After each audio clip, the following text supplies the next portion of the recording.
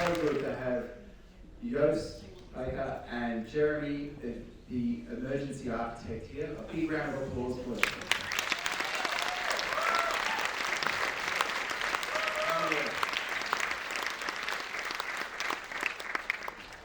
And there's more to that introduction. So, look, I'm so pleased to have you guys here. And I know you've all been thinking about your questions. I actually have notes for once. So, I'm just going to start with, Joost, I love your energy. You are just like the Energizer Bunny. You just seem to have no end of energy. But your hope, obviously, is that this is a model for change. How has the reception of the project been helping change things out there? Look, I'm shocked that you guys have all turned up to see this, to be honest, and a couple of times today this has happened, and from past projects like we discussed before, going to LA or going to another part of the world, East Timor, that what is so different about today in comparison to even 10 years ago, or 20 years ago, 30 years ago, is we're all holding a phone, and through social media, through YouTube, information is spreading much faster than it ever has, and that really excites me. And look, if I can share a story, I was just up in East Timor for the Dili International Film Festival a couple of weeks ago, and we showed this film. It was enormously well received, and in the Q&A, a guy called Cesar, who owns a restaurant in town, got up and said, "Oh, I knew I was coming to see a film called Greenhouse, but I didn't know it was this film. I was following this project on Instagram. The first thing I did every morning was got up in the morning and followed this project." And so he made the decision that his family farm now provides all of the food he needs for his restaurant. He just bought 2 shipping containers to try and build his version of what you did.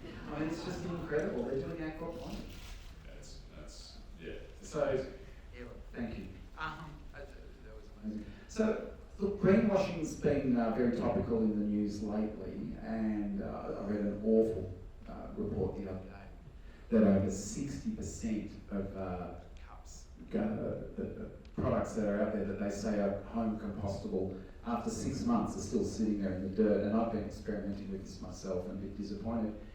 So when the labelling and reality are a problem, when you were searching for all the materials for this project, how far do you go down the rabbit hole on checking is what they're saying true? Well, that's the thing. You've got to question everything don't just assume that because somebody says something or it's got a particular stamp on it that's correct. I mean, I had that with Silo, First of all, I can't understand our fascination with walking around with a takeaway coffee cup. That's beyond my comprehension in the first place. I mean, the idea of coffee growing up was that it's a social interaction. You sit down, you have a coffee together. Why we need to have a cup is beyond me. And it was really interesting, all these products, because we had Silo and Greenhouse, people were constantly saying, "Oh, this is biodegradable." So I chucked it in the compost machine, chucked it again in the compost machine. Again, it's like, I don't think it is. And then, you start researching the plastics, and then you realise that plant-based plastics can't tolerate anything over 60 degrees. So then, we've had to put a little bit of synthetic plastic in to be able to. It's like, well, hang on. Then you can't say what it is. I mean, this is going back 10 years ago. But that is with everything. Whether you're talking about the paint that you use through to the rug that you put on the ground, to how you fertilize your plants, to what you grow, and everything. And it's tiring. But in the process, you end up meeting amazing, like-minded people who have the same approach, and then you learn so much. Yeah, fantastic. So, look, there's obviously more work in that space, but we are getting there by asking those tough questions and not just accepting it. One question about the film. I get to watch a lot of docos. That's one of the cool things about running cinema is you watch a lot of films. But often I watch a doco and I realise it's a bit of an afterthought, and they've sort of pieced it together with what they could find. It feels like there was amazing access in this film right from the get-go. Can you just give us a brief overview, like when did, in fact we've got one of the producers here, which is awesome. when did the filmmakers get on board, and how early in the process of deciding to do this house was it decided to make a film about it? Well, Nick and Paul, it must be 10 years ago. I know Paul approached me to design his kitchen, and it was something that I knocked back at the time, not because I just didn't have time, but whatever. But Paul and Nick approached me, it would be 10 years ago, and said, look, we're really keen to, we believe there's an audience for the work that you're doing. What are you working on? What's next? And through Greenhouse, I did one in 2008, 2009, one in Sydney. I realised that I was frustrated because those ideas weren't being implemented and weren't being shared or executed. And I realised it was because there was so much going on. People walked into the greenhouse, it's like the building's covered with plants, it's like there's a whole bunch of stuff going on. From the hospitality side, the floor's made from conveyor belts, you're drinking out of jam jars, all the stuff. And that's when I did Silo in 2012, and I wanted Silo to look like a conventional cafe. I wanted people to walk in and go, oh yeah, this is a cafe. And it would be later that they would discover that the cafe didn't have a bin. I understood it was really important for an idea to have clarity, simplicity, and in order for that to be executed by others. And Silo is probably the most successful project I've ever done from a point of view that you could go almost anywhere in the world and you'd find somebody that knows about what we did there, because it was the first time that a hospitality venue worked without generating any rubbish. And so, we discussed in depth many conversations, lunches in Lombok, the Dutch Gouda cheese. And I just wanted the idea to be a house. Everyone lives in a place and understands that that's also, I believe, the easiest way to go towards a zero waste economy. And I think that when I look at a house, I just see that there's so much more that you can have other than shelter. It could provide us with energy, it can provide us with food. That's what this is all about. It can be so much more than what it is. And to their credit, it's hard to comprehend how many thousands of hours of footage went into making this. Yeah, amazing. Well done, Nick. And the Paul he's referring to is Paul Weger, who founded Madman, one of the great film companies in the world, let alone Melbourne, who has a passion for Madman. Now, let's move on to some architecture, because Nick, did you not get the hat memo? No, sorry. But you have a lovely head of hair, right? So, my son walks past me and takes photos of my bald spot and texts them to me. I love when you're doing those free-flowing sketches of this is what we're going to do, right? Because it's clearly free-form thinking. Reminds me of that. Who's seen that original image of what the opera house was going to look like? Just those few sketches. It's like hand it to the engineers, make this work. So from those sketches, obviously Jeremy gets involved somewhere, but what's the process from that sketch to actually building the building? And then, look, I know sometimes I do things where I just say to the people around me, look, I'd rather beg forgiveness than ask for permission because I don't have time to deal with all that crap. Did anything like that happen to you, or did you get all the permits in place first? Jeremy's phone number's in my phone under 000.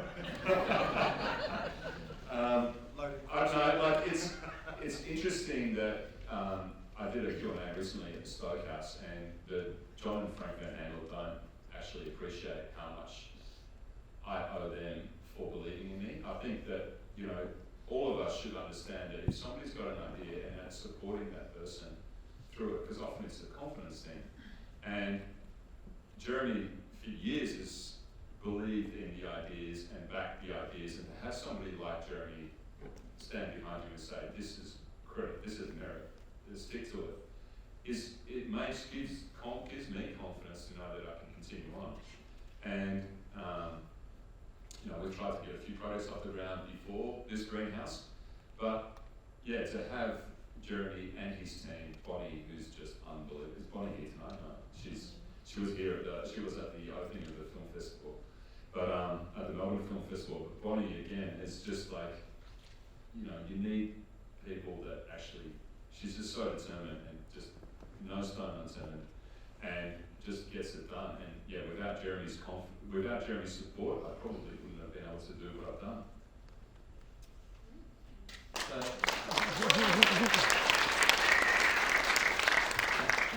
Thanks, guys. You know, I'm an architect, I'm an idealist, you know, I've won the National Award for Sustainability, and I can't push like this guy pushes. Like, it is crazy. I'm used to doing big, hard things. And yeah, what's interesting about this guy is that he doesn't build a building, doesn't design a building, he designs a system or yeah, like an entire paradigm shift, because he hasn't studied architecture or building or studied project management or development. He doesn't clearly know the planning code or fucking building code. Tell us more. So when he calls you on December 22 and says he might have a demolition order coming his way, can you please help me? You know, I call Bonnie Herring, Director of Sustainability at Brady, who's out on parental leave. I'm like, Bon, 000, I need you. And she talks to her partner, she comes back in, she meets with Joost, she talks to 6 or 7 different building surveyors in Melbourne to find someone who can read the National Construction Code in the way that it needs to be read to make this building legal. So Joost is a massive fan of deciding to do something. And I don't think it's like, you know, I don't think Joost, you don't do it and beg forgiveness. Joost just does it and says, this should be done. And so he finds himself in all these fights with all these, you know, authorities all the time, because he's like, this is madness. And like, for example, the National Construction Code now has just had an update. So it's the 2022 update. It will come into play in 2023. And in that update, the big energy efficiency change is to push from 6 stars to 7 stars for houses, right? So I don't know what you think, but I think 6 out of 10 is a shit score. If I brought that home and showed my mum and said, Mum, congratulations, I'm happy I got 6 out of 10. She said, that's not good enough, Jeremy. You need to study, do some more homework. Our current construction code is 10 years behind the US. It's 15 years behind the UK. And we've still got, you know, states like the Northern Territory refusing to accept the 2022 upgrades. We've got South Australia and Western Australia saying, wait, we can't agree to adopt it now. We've got Tasmania saying, give us a few more months to think about that. We do fortunately have Victoria, New South Wales, ACT, and Queensland now all saying, yes, it's time for energy efficiency. Joost doesn't believe in any of these systems, authorities, rules. He just says, I'm going to do it, it's important, and we need to find a way to do it. And what happens is that people rally around Joost to make it happen. Like Lord Mayor Sally Capp, like Rob Adams, the city architect from the city of Melbourne. You know, like, this is the most connected guy because people believe in him and they'll come and rally around him. It's actually incredible.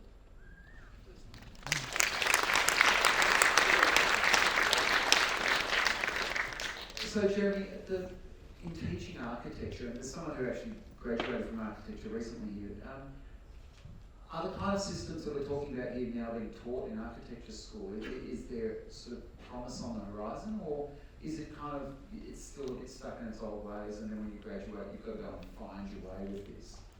Well, you know, so in the 70s we were designing, you know, passive solar design houses.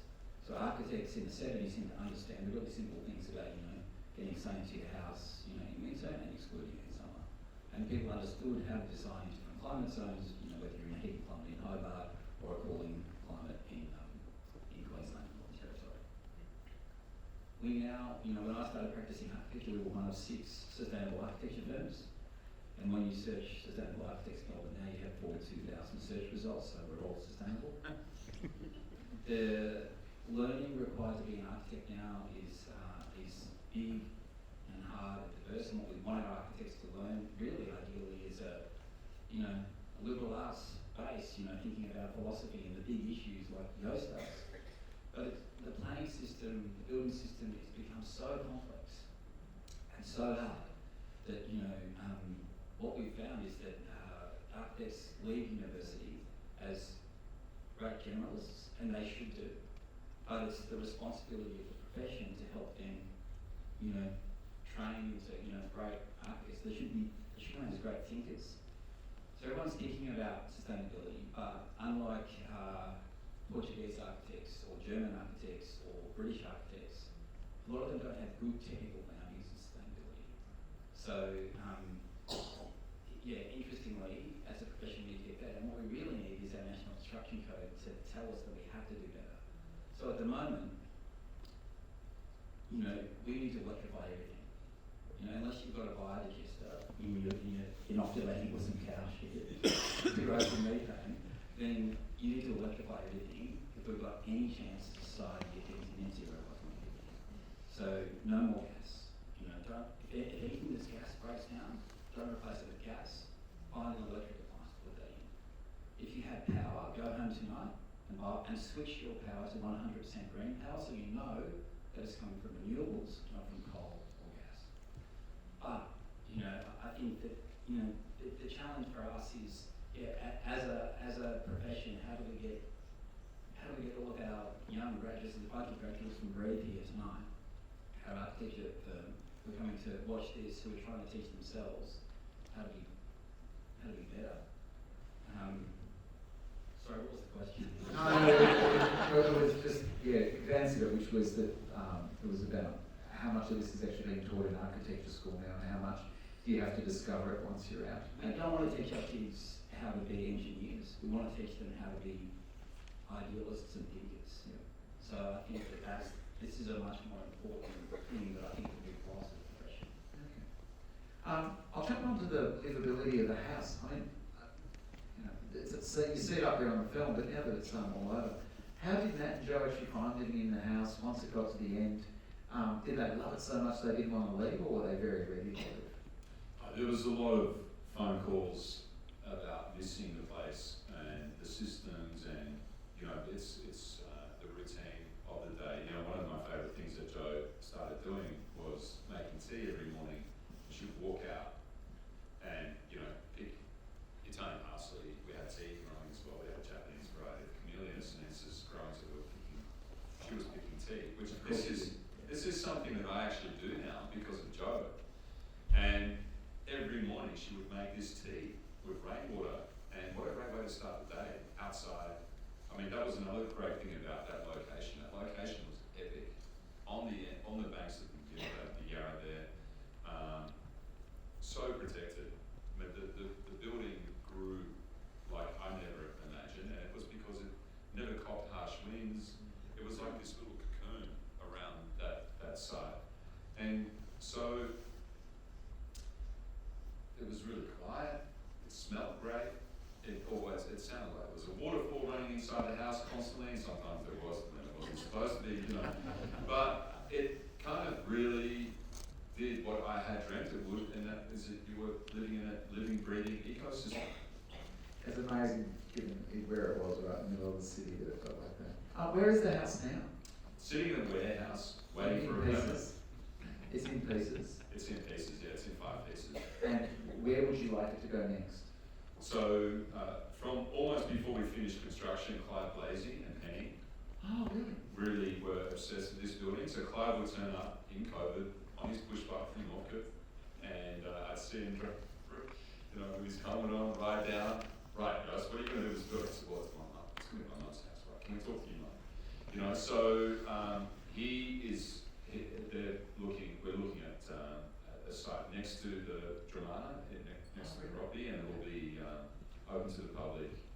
And my goal was always to try and get 30,000-40,000 school kids through. His goal is to get 30,000-40,000 school kids through every year. So it'll be a public building. So for those who don't know, Clive is the founder of the biggest club, and they have, so anyone who does home gardening has probably heard of the biggest club, and they've got 3 different properties, so that's a fantastic future for it. Jeremy, you talked about the built environment being the biggest carbon emitter. Actually, I think you probably answered this. Our building regulations are keeping up. You've said we're behind, but my question towards the end of this, I'll just get onto that, was is this a tool that you can use to help change their minds?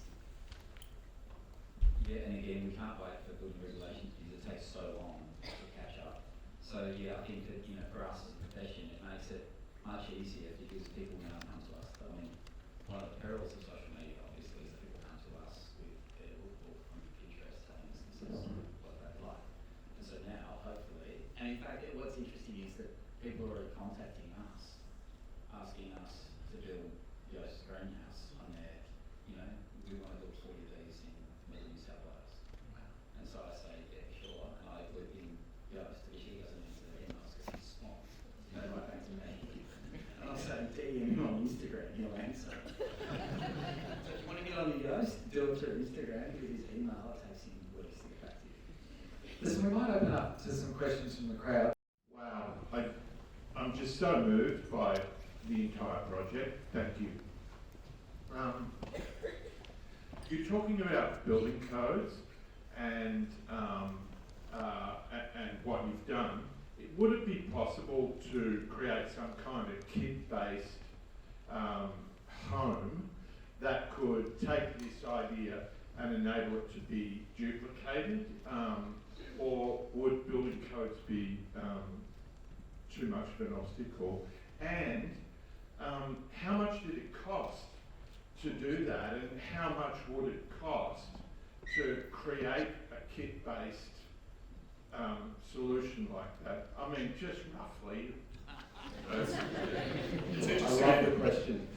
So through this project, a guy called Bill Devaney, who is a social worker that's obsessed with solving the housing crisis for people with disability, in particular in Australia. He approached me because he said that people with autism, about a third of them get triggered by VOCs, which is, you know, airborne toxins in houses. He has a really ambitious goal to build 100,000 houses in the next 10 years for people with disability in Australia, and he has the support of the Victorian, New South Wales and Queensland government in that. So it's quite remarkable what he's done. He's been working on this for a long time.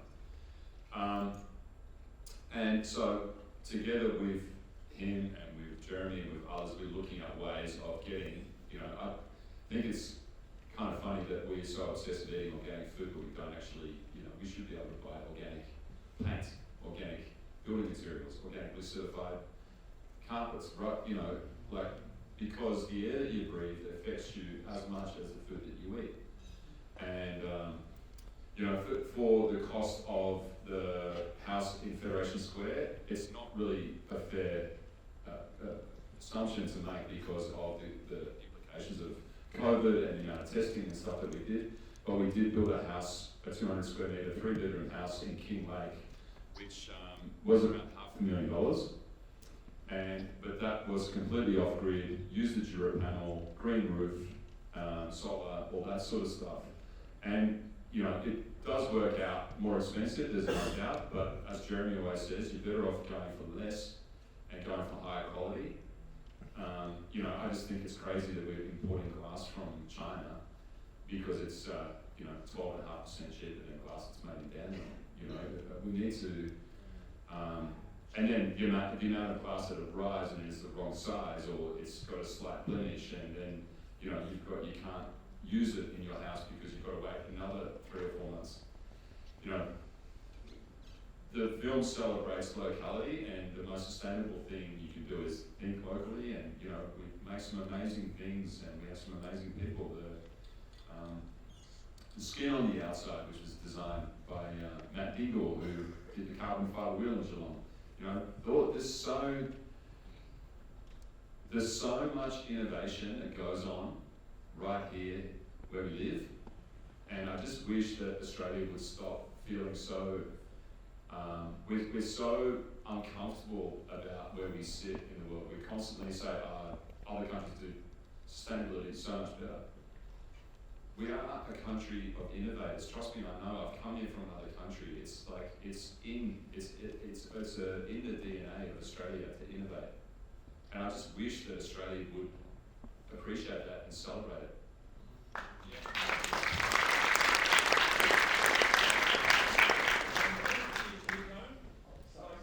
Sorry. Could it be a kit home? Absolutely, yeah. And Jura Panel make kit homes. You know, so they already sell kit homes. Who's the amazing first architect that ever used Europanel? He's still alive. He's in Kew. The Butterfly House. Peter McIntyre. So Peter McIntyre designed just bricks. So he was the first architect in Australia in 1956, 1954 maybe, to use Europanel. And the family that owned Yarraville invited him to design a flat pack house, which he's done. So you can go on their website. It's really, affordable and an amazing design as well. So there are some really great, and toxin free and made with local sustainable materials. The steel is made from BlueScope here in Australia, so it's a steel frame. Comes in the back of the truck, and Kids Undercover. They've also designed a lot of places for kids undercover. So that's a great way to go if you want to go down that path. The question, Joost, is that are you going to make a kid home? That's the question, right? We all want to know if we buy one of these. I'm working on it.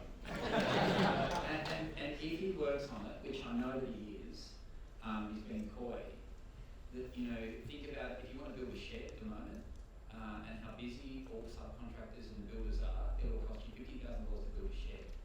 Or you can buy an electric vehicle with 30,000 moving parts for $50,000.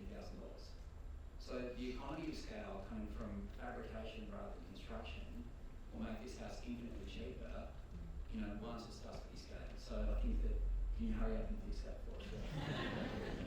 But it's interesting that in the biggest requests are not actually from Australia for me, it's coming from the US.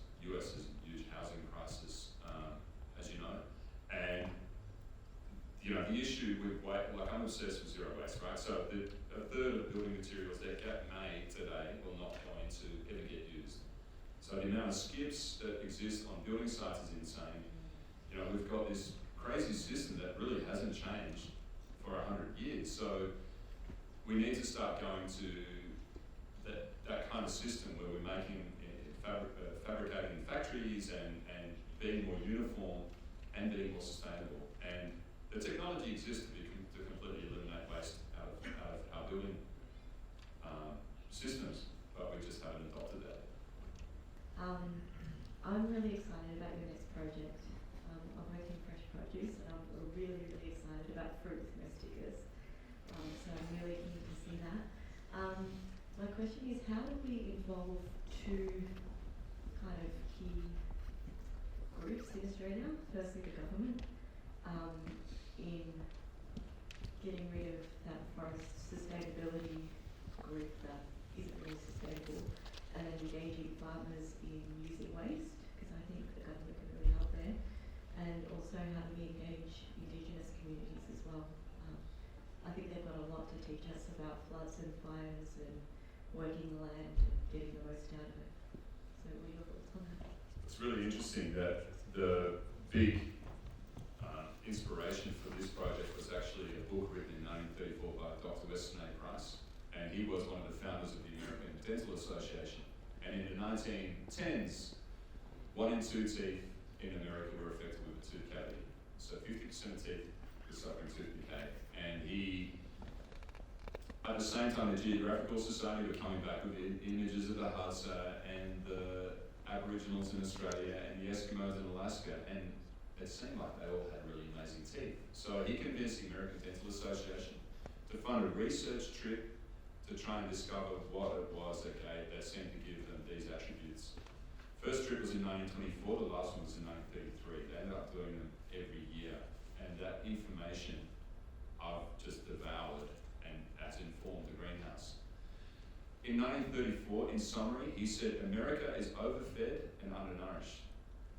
He was particularly obsessed with a group of Australian Aboriginals living just far north, just outside of Byron Bay, and he could not find one tooth cavity in over 300 people.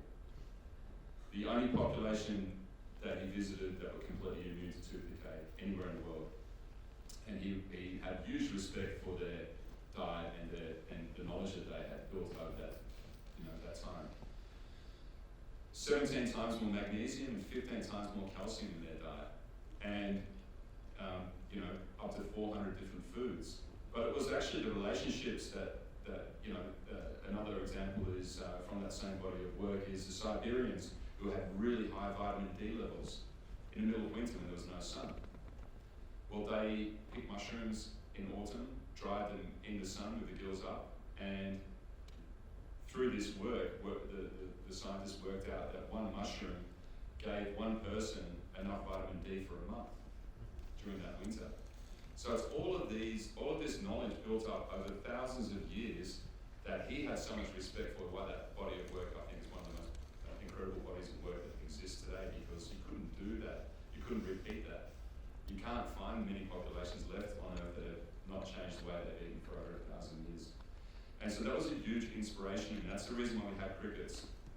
Another study around the same time, the gorillas were getting taken out of their wild environment, put into zoos. They were dying, their bones were dissolving, they were breaking arms. Then they realised, we're feeding them plenty of food, but 15% of their diet in the wild is insects. So that's the reason why we had crickets, and we're feeding them. That's how they were assimilating calcium into their bones through vitamin K2. So there's so much knowledge that exists, we don't need to find out anymore. That was already discovered 100 years ago, so, and that knowledge went into this building, and that's why I didn't want to just grow food. I wanted to grow the most nourishing food, most complex food, and make it delicious at the same time. And I know you had another couple of questions, but I've forgotten the other ones. Government. Well, that goes back to another person who I have huge respect for. So, Alan Savory, I was lucky to have Alan Savory visit Melbourne, and we met, and I actually put on a dinner for him. Zimbabwean geologist, naturalist, who has got an incredible TED talk if you're interested. But in the late 60s, he was, they were building national parks in South Africa to try and save the elephants, and these national parks were turning into desert. And so he was given a task to try and understand why these were turning to desert, and he concluded that there were too many elephants. So I think that they killed 40,000 elephants because of his study. It was, and then post that, it got worse.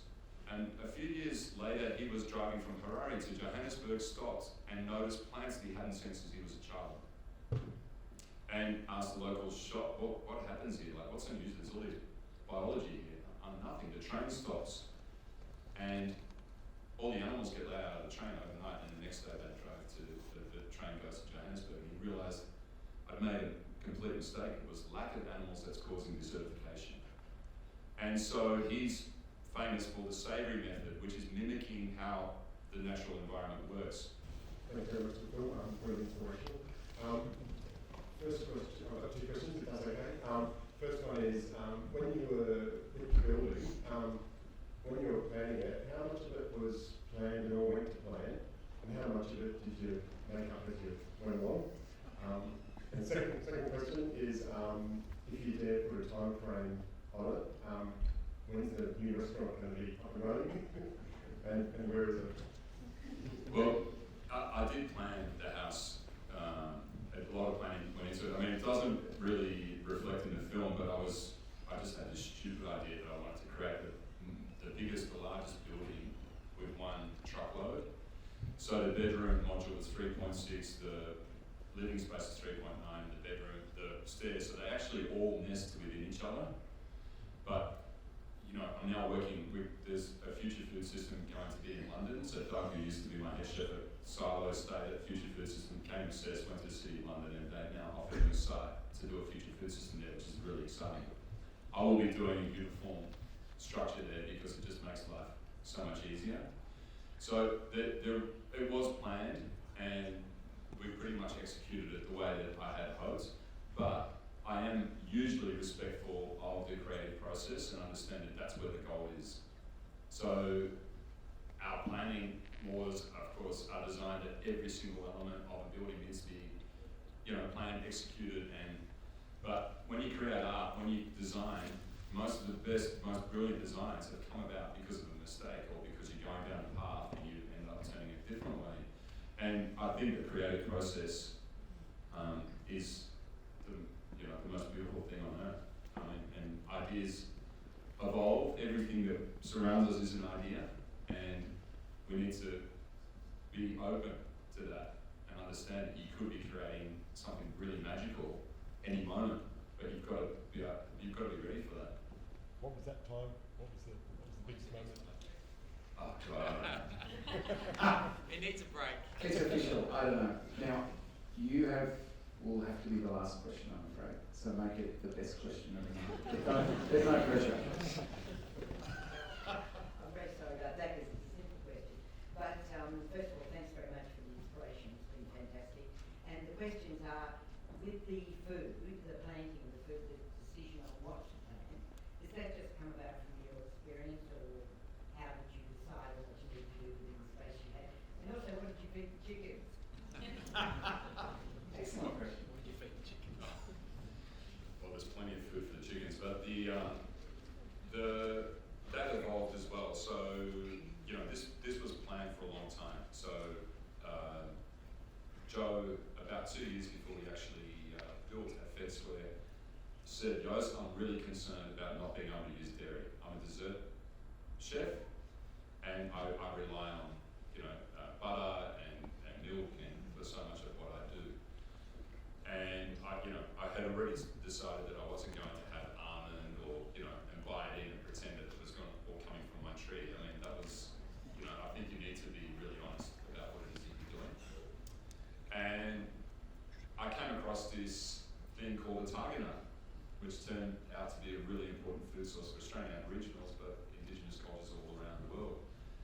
Found a guy in Queensland who was obsessed and grew all these different varieties, sent me some, I planted them, forgot about them, and about 3 months later I went into my little veggie patch and thought, what is this weed that's taken over this thing, ripped it out and saw all these tiger nuts hanging off this plant.